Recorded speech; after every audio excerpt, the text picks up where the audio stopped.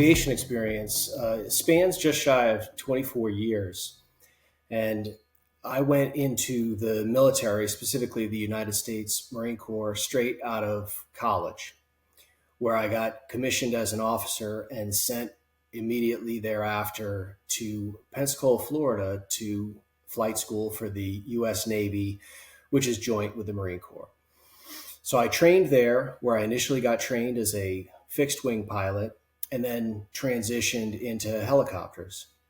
So by the time I graduated from flight school, I had licenses in both fixed wing and rotary wing, along with the instrument card to be able to fly in bad weather. From there, I got assigned to Southern California, where I was fortunate enough to be assigned to fly attack helicopters for the Marine Corps, specifically the Bell AH-1 Whiskey Super Cobra, which I flew for the subsequent 5 or 6 years after that, deploying from Southern California twice to the Middle East, all throughout the Pacific and Indian Ocean regions, conducting various missions. During that time, I got qualified on a variety of systems, specifically night systems and other weapon systems. After I got back from multiple deployments flying the Cobra, I was fortunate enough to get an assignment to fly Marine One for the White House. At that time, so I got moved to Washington, D.C., and this was in about 2000, so it was the tail end of the Clinton administration. And then I stayed there for the next 4.5 years throughout the entire first term of George W. Bush. And while I was flying for the White House, we got qualified in 3 different model helicopters. They're all Sikorsky models, but I was flying the CH-53 Echo, the VH-3, which is the one that you see land on the White House lawn and pick up and drop off the president. And then the VH-60, which is a Black Hawk variant that flies the president in other areas where the VH-3 may not have enough power. If the president is going to visit in a mountain region, we would fly that particular helicopter.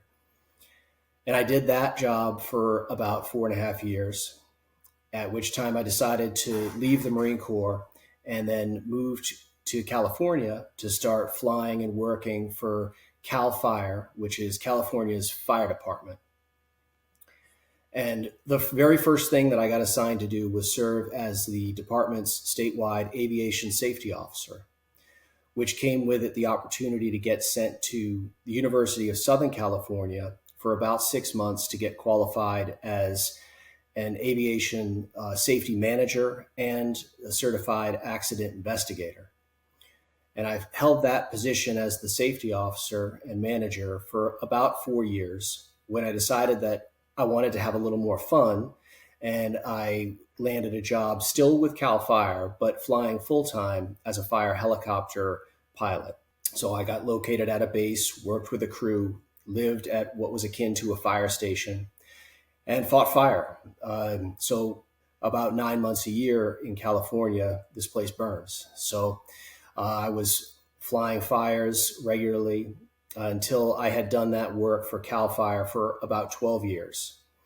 And then at that time, I decided that after 24 years of flying, I had taken enough risks and decided to pursue my original dream from undergrad, which was to go to law school. And so I ended up leaving the cockpit and going to law school to pursue my legal degree.